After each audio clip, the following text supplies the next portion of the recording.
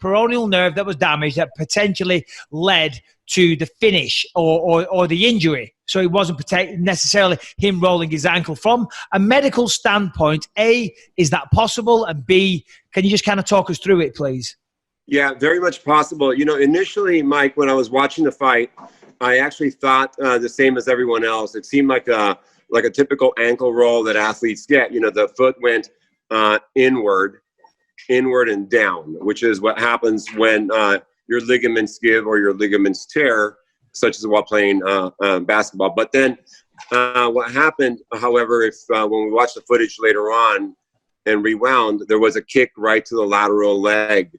And so what it sounds like happened was the kick to the lateral leg is what actually led to the weakness or compromise of the common peroneal nerve. So the common peroneal nerve is very similar to the funny bone nerve that's on the inside of your arm. If you hit that funny bone nerve, which is actually the ulnar nerve, if you hit it just right, you get you get the zap down your arm.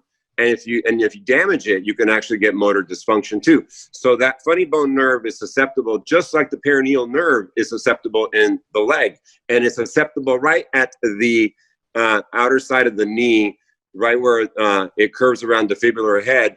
Because the only thing that protects it is basically skin and a little fat. So if you hit it just right, you will damage the common peroneal nerve, or some people call it the common fibular nerve. The common peroneal nerve controls probably 2/3 of the function of the leg and ankle. So basically, you lose the ability to evert your foot. That means outward, and you lose the ability to extend your foot and toes. So what do you get? What remains? Down and in. And so you cannot lift your ankle up, and you cannot keep it stable. So basically, it will look like an ankle sprain. It will look like an ankle sprain. So essentially, O'Malley lost 2/3 of his motor function probably at that moment. And then maybe there was a strain afterwards because he basically put all his weight on it. So it could also be a strain on top of a nerve palsy. Oh, that's really interesting. So essentially,